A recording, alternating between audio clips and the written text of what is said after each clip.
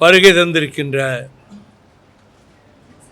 செய்தியாளர்களுக்கும் தொலைக்காட்சி ஊடக நண்பர்களுக்கும் மறுமலர்ச்சி திராவிட முன்னேற்றக் கழகத்தின் சார்பில்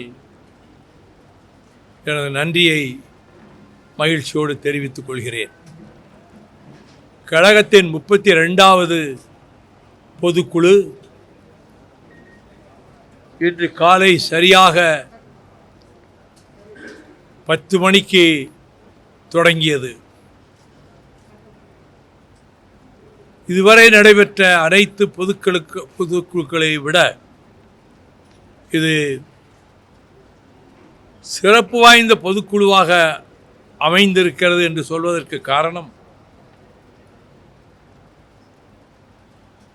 1314 பொதுக்குழு உறுப்பினர்கள்,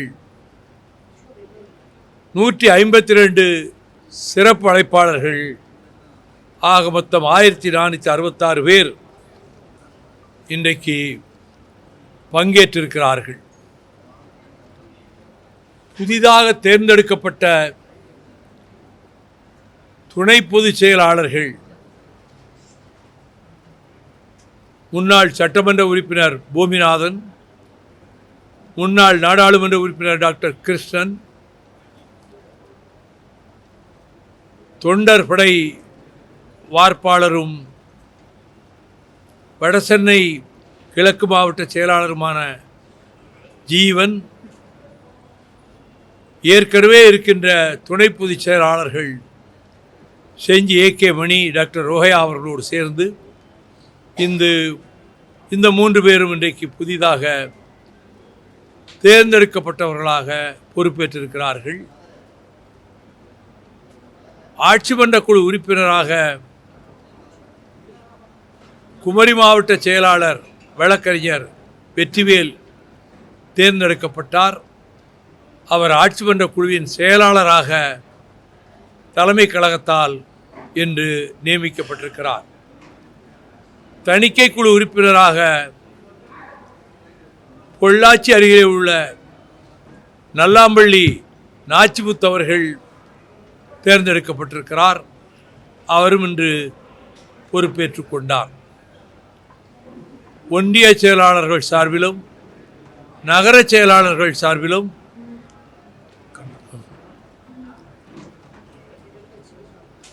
இப்படி தேர்ந்தெடுக்கப்பட்ட ஆட்சி மன்ற குழு உறுப்பினர்களில் திருப்பத்தூர் கண்ணதாசன் அவர்களும் ஆட்சி மன்ற குழு உறுப்பினராக தேர்ந்தெடுக்கப்பட்டிருக்கிறார். ஒன்றிய செயலாளர்கள் சார்பில், நகர செயலாளர்கள் சார்பில், பொதுக்குழு உறுப்பினர்கள் சார்பில், செயற்குழு உறுப்பினர்கள் சார்பில், மாவட்ட செயலாளர்கள் சார்பில், அணி அமைப்பாளர்கள் சார்பில்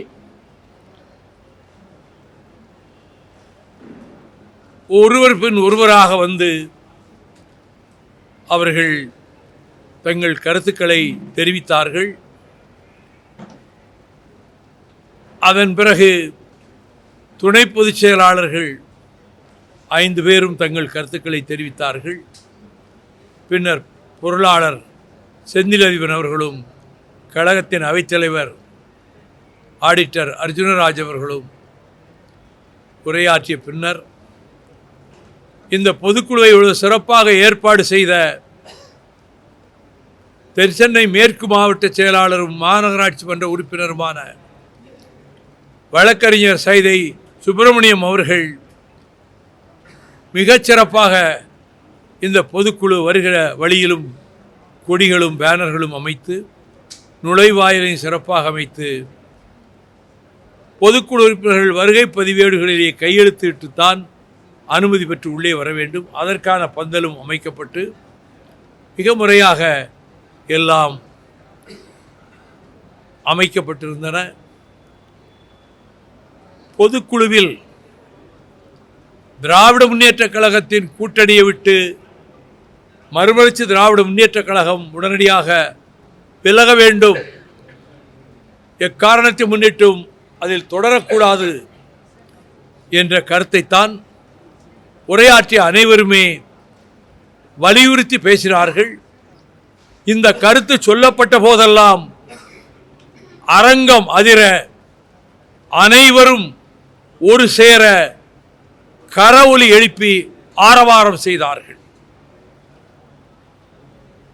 நாங்கள் இப்படி முடிவெடுப்பதற்கு முன்னதாகவே 2 நாட்களுக்கு முன்னதாகவே திராவிட முன்னேற்ற கழகத்தைச் சேர்ந்த முன்னாள் மத்திய அமைச்சர் எங்கள் இயக்கத்தை பற்றி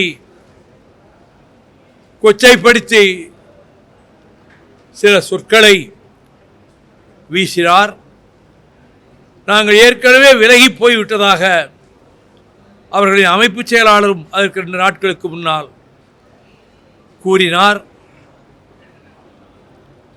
அனைத்துக்கும் மேலாக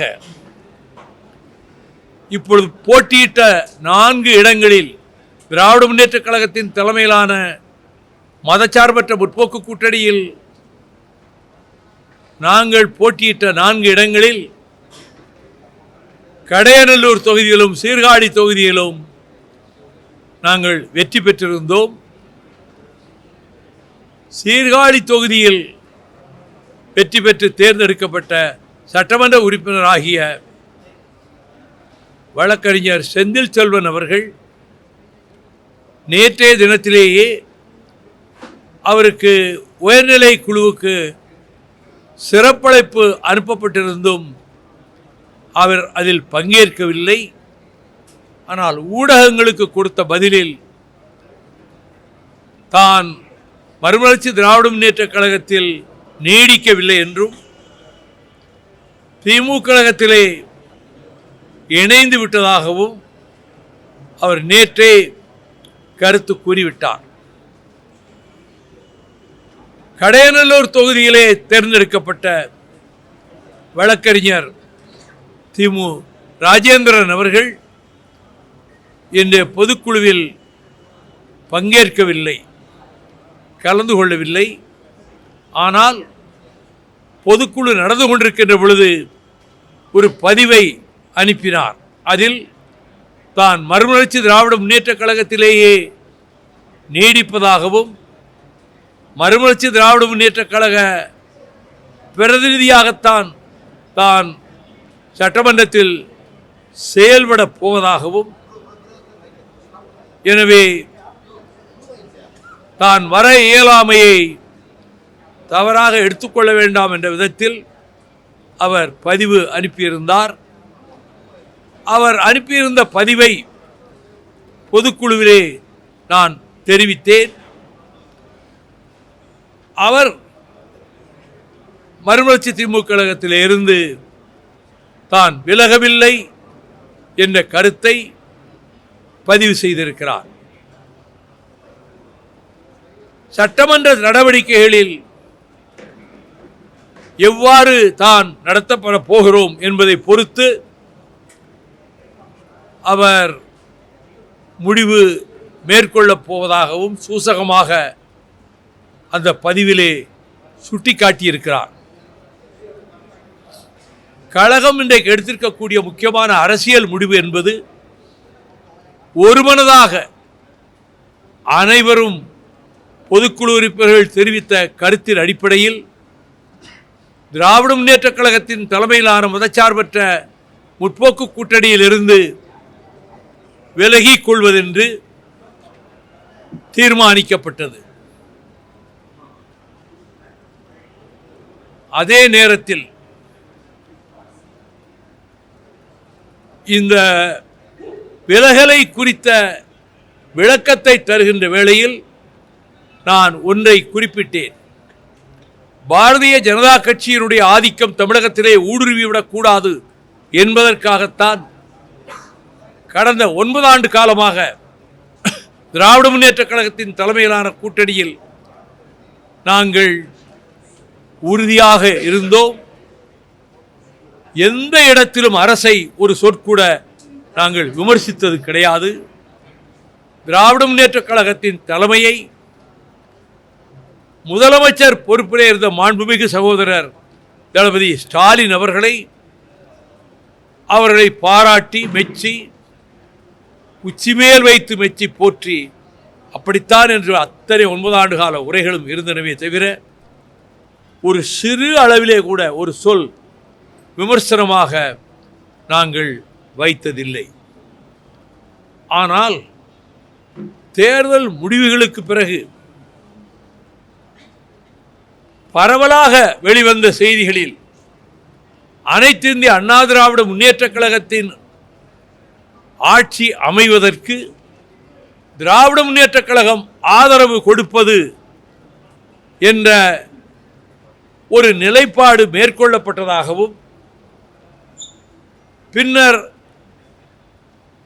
அண்ணா திராவிட முன்னேற்றக் கழகத்திலும் அதிலே பல சட்டமன்ற உறுப்பினர்கள் எதிர்ப்பு தெரிவித்ததாகவும், சகோதரி கனிமொழி உள்ளிட்டோர் இந்த முடிவை ஏற்கவில்லை என்றும், ஆனால் அப்படி ஒரு நிலைப்பாடு எடுக்க இவர்கள் முன்வந்ததாக மார்க்சிஸ்ட் கம்யூனிஸ்ட் கட்சியுடைய அகில இந்திய பொதுச் செயலாளர் தோழர் பேபி அவர்கள்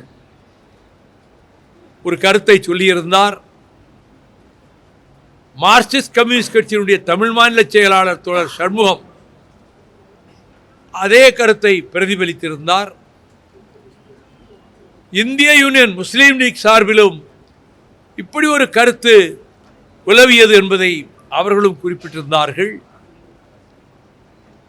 அது அப்படி ஒரு நிலைப்பாடு எடுக்கப்பட்டது உண்மையாக இருக்குமானால் அதைவிட மிகப்பெரிய பொலிட்டிக்கல் ஃப்ராட், அரசியல் மோசடி வேறொன்று இருக்க முடியாது. வடதுருவம் தென் துருவமாக இருந்தது மட்டுமல்ல, மக்கள் திலகம் எம்ஜிஆர் தொடங்கிய கட்சி அண்ணா திராவிட முன்னேற்றக் கழகம். அது பல குற்றச்சாட்டுகளுக்கு திராவிட முன்னேற்றக் கழகத்தால் குற்றச்சாட்டுகள் தொடுக்கப்பட்டு அதற்கு பிறகு திராவிட முன்னேற்றக் கழகம் ஆட்சி பொறுப்புக்கு வந்தது. திராவிட முன்னேற்றக் கழகத்தை மிக கடுமையான குற்றச்சாட்டுகள் அதிமுக வைத்தது. அப்படியானால் இப்படி ஒரு நிலைப்பாடு எந்த பின்னணியில் எடுக்கப்பட்டது, எதற்காக எடுக்கப்பட்டது, என்ன காரணத்துக்காக எடுக்கப்பட்டது என்பது வெறும் புதிராகத்தான் இருக்கிறது. இப்படி ஒரு நிலைப்பாட்டை மேற்கொள்ள முயன்றார்கள் என்று அறிந்த மாத்திரத்திலேயே இனி திராவிட முன்னேற்றக் கழகத்தோடு தோழமை நீடிப்பது சாத்தியமற்றது என்ற முடிவுக்கு நாங்கள் வந்தோம். எங்கள் இயக்கத்திலே இருந்து வெளியேறிய முன்னாள் துணை பொதுச் செயலாளர் அபாண்டமான குற்றச்சாட்டுகளை, பழிகளை என் மீதும் எங்கள் குடும்பத்தின் மீதும் தொடர்ந்து தொடுத்து கொண்டே இருந்தார். நான் அதை அலட்சியப்படுத்தி விட்டேன். ஆனால் தினகரன் ஏட்டில், திராவிட முன்னேற்றக் கழகத்தின் அதிகாரப்பூர்வமற்ற ஆதரவாகிய தினகரன் ஏட்டில் மாறன் சகோதரர்கள் நடத்துகின்ற தினகரன் ஏட்டில் 4 நாட்களுக்கு முன்பு ஒரு முழு பக்கத்தில் அரை பக்கம் மஞ்சள் வண்ணம் தடவப்பட்ட சொற்களில் அப்பட்டமான பொய்களை, அபாண்டமான அவதூறுகளை நான் விஜயிடம் 50 கோடி வாங்கிவிட்டேன் என்றும், கோடி கோடியாக நான் எங்கள் குடும்பத்தாரும் திருச்சி எம்பியும் சம்பாதித்து விட்டோம் என்றும் பொய்ப்பழி கூறியதோடு மட்டுமல்ல, அவர் ஓஎம்ஆரில் இருக்கக்கூடிய ஒரு 114 பிளாட்டுகளை கொண்டிருக்கக்கூடிய அந்த அமைப்பில் ஒரே ஒரு பிளாட், ஒரு 3 அறை கொண்ட பிளாட் ஒரு 8-9 வருஷத்துக்கு முன்னால் புக் பண்ணி அதை வாங்கியிருக்கிறார். ஒரு பிளாட், 114 பிளாட் அல்ல. ஆனால் அந்த 100க்கும் மேற்பட்ட பிளாட்டுகளை கொண்ட மொத்த கட்டிடமும்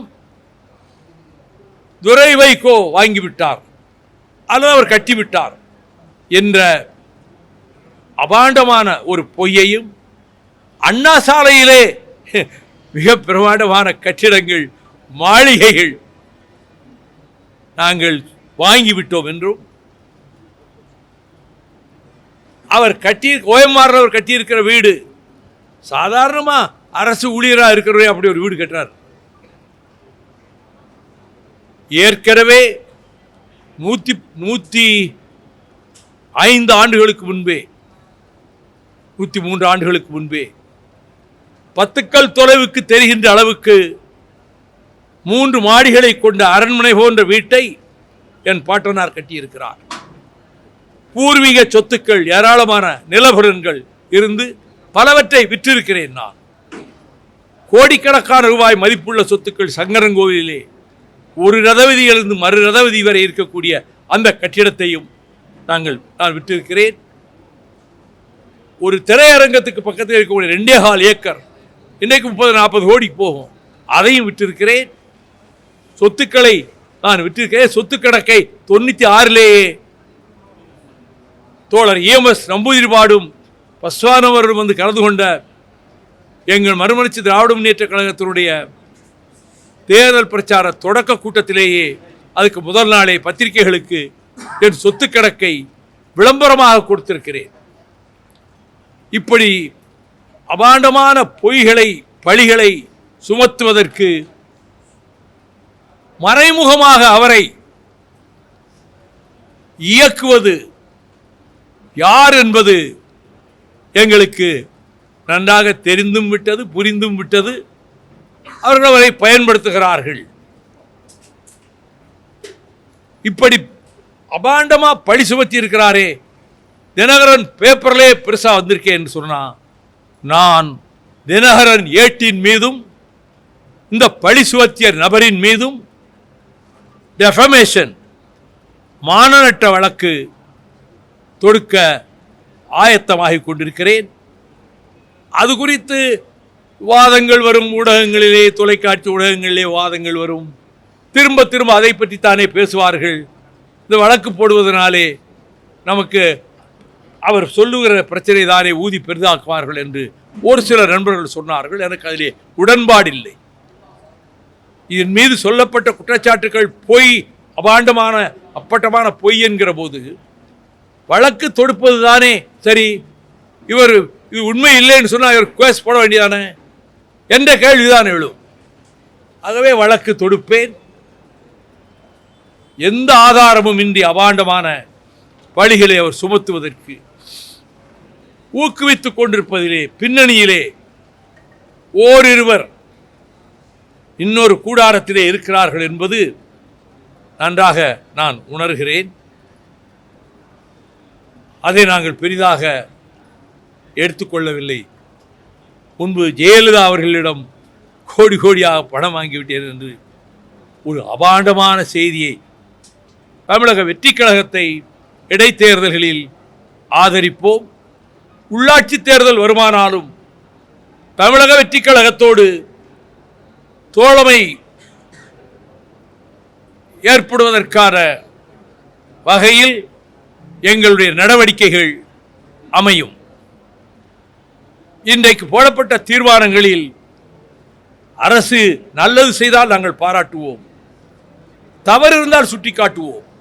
மேகதாட்டு பிரச்சனையில் ஒரு தவறான யோசனையை திமுக கழகம், எதிர்க்கட்சி தலைவராக இருக்கக்கூடிய திமுக கழகத்தின் சார்பிலே பேசியவர் மிக தவறான கருத்தை முன்வைத்தார். ஒரு ட்ரிபியூனல் புதிதாக அமைக்க வேண்டும் என்று. அதனுடைய பின்னணி சரியாக அறிந்து கொள்ளாத காரணத்தினாலோ என்னவோ அதை தமிழக அரசு ஆளுங்கட்சி ஏற்றுக்கொண்டிருக்கிறது. ஏற்கனவே உச்சநீதிமன்றத்தினுடைய ஆணையின் பேரில் அமைக்கப்பட்ட நடுவர் மன்றம் திட்டவட்டமாக தெரிவித்திருக்கிறது, without the consent of the lower riparian state, the upper riparian state should not construct any dam or anything. இங்கே தமிழ்நாட்டினுடைய அனுமதி இல்லாமல், ஒப்புதல் இல்லாமல் எந்த புதிதாக ஒரு தடுப்பு சுவரோ அணையோ கட்டக்கூடாது என்று நடுவர் மன்றம் ஏற்கனவே திட்டவட்டமாக தெரிவித்திருக்கிற போது புதிதாக ஒரு நடுவர் மன்றத்தை அமைத்து அது இதற்கு மாறான ஒரு தீர்ப்பை தந்தால் அது நமக்கு பாதகமாக போய்விடும். எனவே தமிழ்நாடு அரசு அனைத்து கட்சி கூட்டத்தை கூட்டி விவசாய சங்க பிரதிநிதிகள் அனைவரையும் வரவழைத்து அனைவருடைய கருத்துக்களையும் கேட்டு அதை பரிமாறி புதிதாக நடுவர் மன்றம் அமைக்கின்ற அந்த முயற்சியை கைவிட வேண்டும் என்பதையும் நான் தீர்மானத்திலும் சொல்லியிருக்கிறேன். இப்பொழுது உங்கள் மூலமாகவும் அதை நான் வலியுறுத்தி தெரிவித்துக் கொள்கிறேன். மதுக்கடைகளை அகற்ற வேண்டும் என்பதுதான் எங்களுடைய கொள்கை. அதற்காகவே பல இடங்களில் பலமுறை உவரியிலிருந்து மதுரை வரையிலும், கோவளத்திலிருந்து மறைமலைநகர் வரையிலும், பொள்ளாச்சியிலிருந்து ஈரோடு வரையிலும் ஆயிரக்கணக்கானவர்களோடு நான் நடைபயணம் சென்றது மட்டுமல்ல, எங்கள் கிராமத்திலே இருந்த டாஸ்மாக் கடையை அகற்ற வேண்டும் என்று ஊராட்சி மன்ற தலைவராக இருந்த என் தம்பி ரவிச்சந்திரன் போட்ட தீர்மானத்தை ஒட்டி ஊர் மக்கள் ஒட்டுமொத்தமாக கையெழுத்து போட்டு முடிவெடுத்ததும், அதற்கு பிறகு அந்த டாஸ்மாக் கடையை அவர்கள் தொடர்ந்து நடத்திய போது அதை மூட வேண்டும் என்று நாங்கள் முயன்றதும், சசிபெருமாள் இறந்த பிறகு இறந்தாரா கொலை செய்யப்பட்டார் என்று உயர்நீதிமன்றத்திலே வழக்கு தொடுத்தவன் எங்கள் கிராமத்தில் என்னுடைய தாயார் ஆயிரக்கணக்கானவர்களை திரட்டிக் கொண்டு ஒரு நாள் முழுக்க உண்ணாவிரதம் இருந்தார். அதனாலே 2-3 மாதத்திலே அவர் உயிர் துறக்கவும் நேரிட்டது. அதற்கு மறுநாள் நாங்கள் ஆயிரக்கணக்கானவர்கள் அங்கே இந்த டாஸ்மாக் கடையை மூட வேண்டும் என்று முயல்கிறது. 500க்கும் மேற்பட்ட போலீசாரை கொண்டு வந்து குவித்து டாஸ்மாக் கடையை ஜெயலலிதா அரசு திறந்தது. அப்பொழுது நாங்கள் நெருங்கி சென்ற போது நாங்கள் தடியடிக்கு ஆளானோம், கண்ணீர் புகை வீச்சுக்கு ஆளானோம். எங்கள் மாவட்ட செயலாளர் நிஜாம் கை முறிக்கப்பட்டது. என் தம்பி ரவிச்சந்திரன் மீது 3 கண்ணீர் புகை குண்டுகள் பாய்ந்தன. அந்த மோதலில் டாஸ்மாக் கடை சூறையாடப்பட்டது. உடனே ஹைகோர்ட்டிலே ஜெயலலிதா அரசு வழக்கு போட்டது, டாஸ்மாக் கடை மூடியது தவறு என்று. ஆனால் உயர்நீதிமன்றத்திலே ஜஸ்டிஸ் நாகமுத்து பெஞ்சில் ஊர் மக்கள் ஒன்று கூடி ஊராட்சி மன்றமும் தீர்மானித்து கடையை மூட வைத்தது சரிதான், அதில் தவறில்லை என்று தீர்ப்பளித்தது. உச்சநீதிமன்றத்துக்கு ஜெயலலிதா அரசு போனது இதை எதிர்த்து. உச்சநீதிமன்றத்தில் தமிழ்நாடு உயர்நீதிமன்றத்தின் தலைமை நீதிபதியாக இருந்தவர், அவர் உச்சநீதிமன்ற நீதிபதியாக இருந்தபோது அவருடைய அமர்வுக்கு வந்தது. பெட்டிஷனை கையில் பார்த்த உடனே தூக்கி டிஸ்மிஸ்னு தூக்கி தூரப்பட்டார். ஆக எங்கள் ஊரில் அதை அகற்றியதைப் போலவே நாடெங்கும் இந்த மதுக்கடைகள், டாஸ்மாக் கடைகள் மூடப்பட வேண்டும் என்பதற்கான விழிப்புணர்வை ஏற்படுத்துவதற்காகத்தான் நான் அந்த 3 முறை நடைபயணத்தையும் மேற்கொண்டேன். இப்பொழுது ஓரளவு கடைகளை மூடியிருக்கிறார்கள். இது போதாது. படிப்படியாக ஒவ்வொரு கட்டமாக விரைவாக கடைகளை மூடி முழு மதுவிலக்கையும் இந்த அரசு கொண்டு வர வேண்டும் என்பதுதான் எங்களுடைய கோரிக்கை ஆகும்.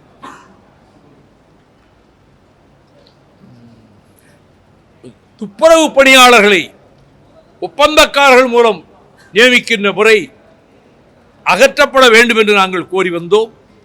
அரசு அந்த கருத்தை ஏற்றுக்கொண்டிருப்பதாக எனக்கு செய்தி கிடைத்திருக்கிறது. அப்படியானால் அது வரவேற்கத்தக்க முடிவு. ஒப்பந்தக்காரர்கள் மூலம் கொடுக்கக்கூடாது என்பதுதான் எங்களுடைய நிலைப்பாடு. நீங்க கேட்கறது கேளுங்க.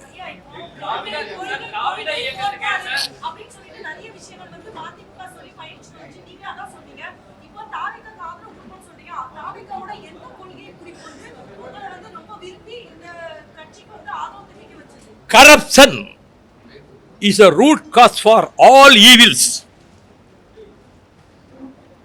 இந்த ஆட்சியில் கரப்ஷன் இல்லை, அது எனக்கு முழு நம்பிக்கை இருக்கு. கமிஷன் இல்லை. ஒரு சதுர அடிக்கு இவ்வளவு அமௌண்ட் கரப்ஷன் கமிஷன் எல்லாருக்கும் தெரிஞ்சதுதான். Everybody knows it. அந்த கமிஷன் இந்த ஆட்சியிலே ஒழிக்கப்பட்டு விட்டது. கமிஷன் ஒழிக்கப்பட்டு விட்டது. கரப்ஷனுக்கு இடமில்லை. இந்த 2 பாயிண்ட்லேயே இந்த ஆட்சியை நாங்கள் ஆதரிக்கலாம்.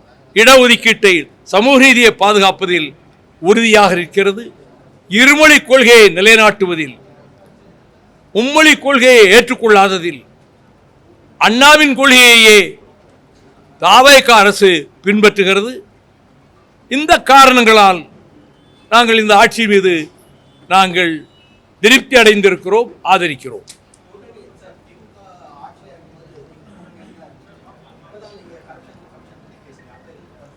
என்னங்க நான் ஒரு வார்த்தை சொன்னால் 100 மடங்கு ஊதி பெரிதாக்கி இவருக்கு இதே வேலைன்னு அட்டாக் பண்ணுறதுக்கு உங்கள் பத்திரிகைகளும் ஊடகங்களும் தயாராக இருக்குங்கிறது அனுபவத்தில் பார்த்துருக்கேன். அதனால தான் நான் விமர்சிக்கலை. எங்களை மேலே கொத்தி தீக்கிறதுக்கு கொத்தி புராண்டுறதுக்கு ஊடகங்களும் மாலை நேர அந்த விவாதங்களும் தொலைக்காட்சிகளில் நாங்கள் தமிழ்நாட்டு வாழ்வாதாரங்களை காப்பாற்றுவதற்கு முல்லைப் பெரியார் பென்னிக்குக் அணையை பாதுகாத்து கொடுத்ததற்கு நீட்டினோ 16 வருஷமாக வரவிடாமல் தடுத்ததற்கு நெய்வேலி நிலக்கரி தனியார்களும் போக விடாமல் வாஜ்பாயோட கடைசியிலே வாதாடி மீட்டு கொடுத்ததற்கு பெரியார் மையம் இடிக்கப்பட்ட போது பதிலுக்கு இடம் வாங்கி தந்ததற்கு ஏதாவது ஒரு பிரச்சனையில் எந்த விவாதத்திலாவது மறுமலர்ச்சி திராவிட முன்னேற்ற கழகம் தமிழ்நாட்டுக்கு வாழ்வாதாரங்களை காப்பாற்ற எந்த கட்சியும் செய்யாததை மறுமலர்ச்சி திராவிட முன்னேற்ற கழகம் செய்து சாதித்து காட்டியிருக்கிறது என்பதை ஒரு சொல், ஒரு வார்த்தை, ஒரு வரி எந்த தொலைக்காட்சி வாதத்திலாவது யாராவது பேசியிருப்பார்களா?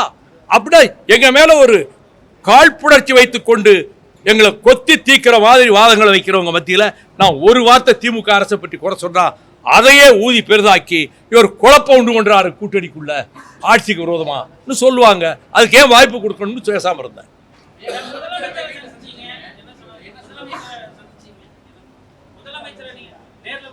ஆமா, சந்திச்சேன்.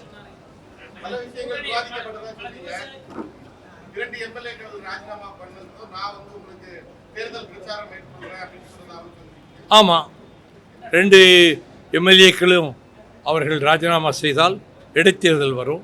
அப்படி ஒரு இடைத்தேர்தல் வந்தால் நானே உங்களுக்கு ஆதரவாக பிரச்சாரம் செய்வேன்னு அவர் சொன்னார். ஆனால் அந்த 2 பேர்கிட்ட சொன்னபோது செந்தில் செல்வன் பதிலே சொல்லலை. அவர் நேராக திமுகவில் தான் இருக்க போகிறேன்னு போயிட்டார். ராஜேந்திரன் நான் மதிமுகவாக தான் இருக்கிறேன், ஆனால் எம்எல்ஏவாக தொடர்றேன்னு சொல்லியிருக்காரு. ஒன்றும் தப்பு கிடையாது, தப்பு ஒன்றும் கிடையாது. குதிரை பேரம் யார் பண்ணுறா? குதிரை பேரம் நடத்துகிற கட்சி எது? குதிரை பேரம் நடத்தித்தான் இப்போ ஒரு எம்எல்ஏ கொண்டு போயிருக்காங்களா அவங்க? அது குதிரை பேரமா ஒட்டக பேரமா? குதிரை பேரமா ஒட்டக பேரமா? அதுக்கு பதில் சொல்லுங்க. என் கேள்விக்கு பதில் சொல்லுங்க. தோழர், நீங்க கேள்வி கேட்ட நான் கேட்கிற கேள்விக்கு பதில் சொல்லுங்க. இந்த ஒரு செந்தில் செல்வனை கொண்டு போயிருக்காங்களே, இது குதிரை பேரமா ஒட்டக பேரமா? இல்லை, நீங்க இது குதிரை பேரமா ஒட்டக பேரமா? அவங்க கட்சியில சேர்த்தது சேர்க்கிறதா தான் இவர் சொல்லிருக்காரு, நாங்க சேர்ந்துட்டோம்னு சொல்லி. அது நீங்க திமுகவுக்கு வக்காலத்து வாங்கணுங்கிறதுக்காக கேட்கிற கேள்விக்கெல்லாம் நான் பதில் சொல்ல முடியாது. அதற்கெல்லாம் நான் பதில் சொல்ல தயாராக இல்லை. இல்லை இல்லை, நான் பதில் சொல்ல வேண்டிய அவசியம் இல்லை. உங்களுக்கு நான் பதில் சொல்ல வேண்டிய அவசியம் இல்லை. இல்லை, நீங்க என்ன நோக்கத்தோட கேட்கறீங்கன்னு தெரியும்.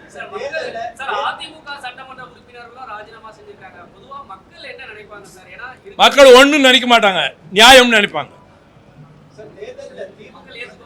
ஏத்துக்கிடுவாங்க.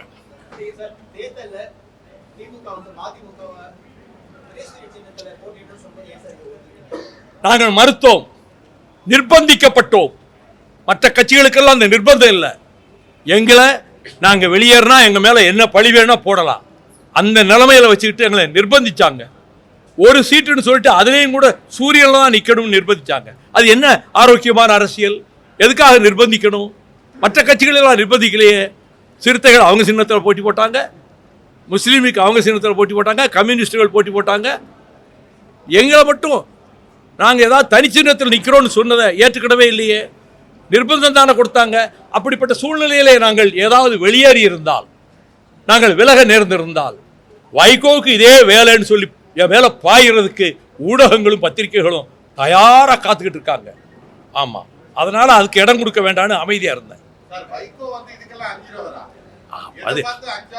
அது எதுக்கு அஞ்சாதவர்? மரணத்துக்கு அஞ்சாதவர், அவ்வளவுதான். அவச்சொல்லுக்கு அஞ்சுகிறவன், படிச்சொல்லுக்கு அஞ்சுகிறவன்.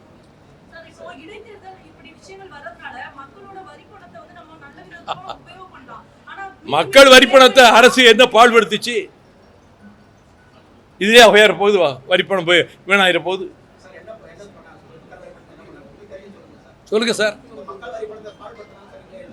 இல்ல, எல்லாத்துலேயும் கமிஷன், எல்லாத்துலேயும் கரப்ஷன். அது மக்கள் சொத்து தானே. ஒத்துக்கிட்டா தான் அடுத்து பேச்சுவார்த்தை. கண்டிஷன் போட்டு நிர்பந்தப்படுத்தி இதுக்கு வந்தாதான் அடுத்த ஸ்டெப்புக்கு போக முடியும். எடுத்த எடுப்பிலேயே நீங்கள் இதை கையெழுத்து போட்டு தான் ஆகணும். அப்போ தான் பேச்சுவார்த்தையை தொடர முடியும். இந்த 4 சீட்டுக்கு மேலே ஒரு சீட்டு கொடுக்க வாய்ப்பே இல்லைன்னு ரொம்ப அழுத்தம் திருத்தமாக ஆணித்தரமாக சொன்னாங்க. ஏங்க சண்டை போடணுங்கிறீங்களா? அறிவாலயத்தில் அவங்களோட சண்டை போடணுங்கிறீங்களா? எப்போ அது அவுட் ஆஃப் கான்டெக்ஸ்ட் அதுன்னு சொல்லக்கூடாது. எந்த நேரத்தில் எந்த பேச்சில் எந்த வரி வந்ததுன்னு எடுத்து சொன்னா தான் முடியும். நீங்க மொட்டைக்கட்டையா இப்படி சொன்னா அதை ஏற்றுக்கிட முடியாது. ஆமா, கூட்டணியிலே இருந்தபோது கூட்டணி தர்மத்தை காத்து சில தவறுகளை மனசிலே உணர்ந்தாலும் கூட விமர்சனம் செய்யாமல் இருந்தேன். எங்க குழு போச்சு?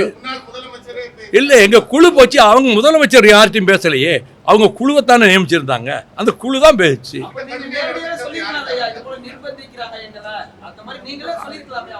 சொல்லல, விடுங்க.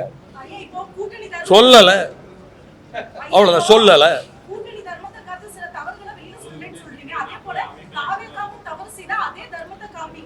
தவறு செய்தால் சுட்டி காட்டுவோம்.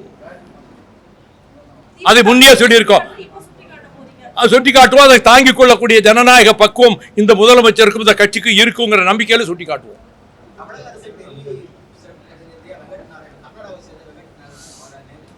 அது பற்றி எந்த கருத்தும் சொல்ல நான் விரும்பவில்லை.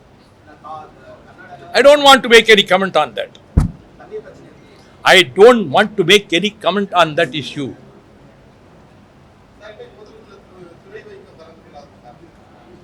ஒரு முக்கியமான ஒருவருக்கு உடல் நலம் இல்லை, அவரை பார்க்கறதுக்காக மருத்துவமனைக்கு போயிருக்காரு திருச்சியில். அதனால வரல. அதெல்லாம் ஒன்றும் இல்லை, இதுக்கு அதுக்கு சம்மந்தம் இல்லை. எங்க இல்லை, வாய்ப்பே இல்லை.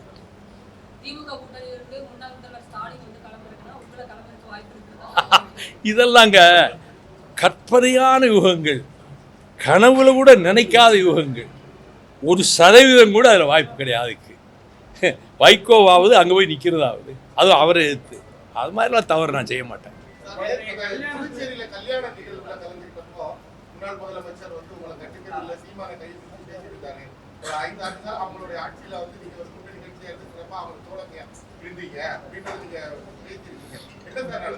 ஒன்றும் நடக்கும். பொதுக்குழுவில் பேசுகிற எல்லாத்துக்கும் பதவுரை, பொழிப்புரை, விளக்க உரையெல்லாம் பத்திரிகையாளர்கிட்ட கொடுக்க முடியாது.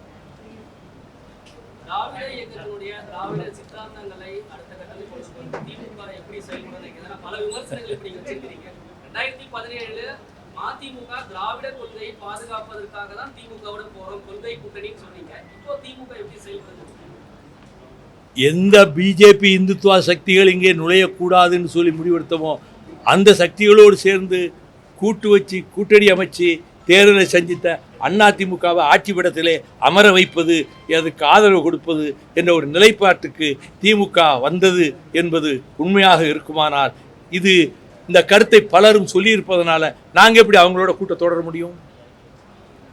This is my answer. யாருடைய அரசியல் எதிர்காலம்?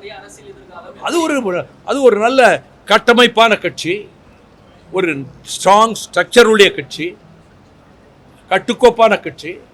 அவங்க இந்த கட்சி எதையும் ஃபேஸ் பண்ணி அவங்க ரன் பண்ணுவாங்க. நான் குறையெல்லாம் சொல்ல, நான் தளபதி மு.க. ஸ்டாலினை பற்றி எந்த குறையும் சொல்ல விரும்பவில்லை. நம்புகிற வரைக்கும் ஆதரிச்சுக்கிட்டு இருப்போம், மாறுபட்டு போனால் எதிர்ப்போம்.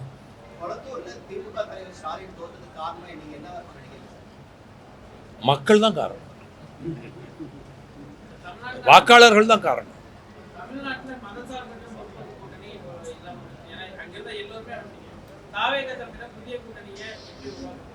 நான் உருவாக்க போறது இல்லையே, நான் அப்படி சொல்லவும் இல்லையே. அப்படி ஒரு கூட்டணி அமைக்க போறோம். நான் ஐ ஆம் எ ஸ்மால் மேன். அப்படியெல்லாம் நினைக்கிற அளவுக்கு நான் பெரிய ஆள் கிடையாது.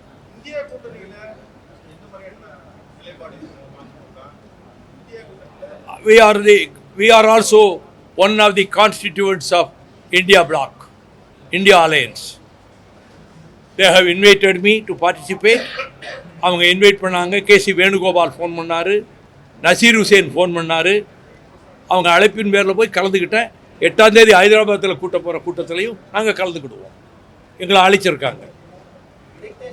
இப்போ நீங்க திமுக கூட்டணியிலிருந்து விலகி தாவேகா கூட்டணிக்கு வந்துட்டீங்க. தாவேகா கூட்டணியிலே அதிக அளவுல கட்சிகள் இருக்கு. வரக்கூடிய தேர்தல் காலங்கள்ல உங்களுக்கான பிரதிநிதித்துவம் கரெக்டா கிடைக்கும்னு நினைக்கிறீங்க? ஏங்க எங்கேயோ உள்ள வியூகங்களுக்கு இப்போ போறீங்க? நாளை நடப்பதை யார் அறிவார்? அதை இப்போ இன்னைக்கு சொல்லணும். என்னங்க, நாங்கள் போட்டியிட மாட்டோம். நாங்கள் போட்டியிட மாட்டோம்.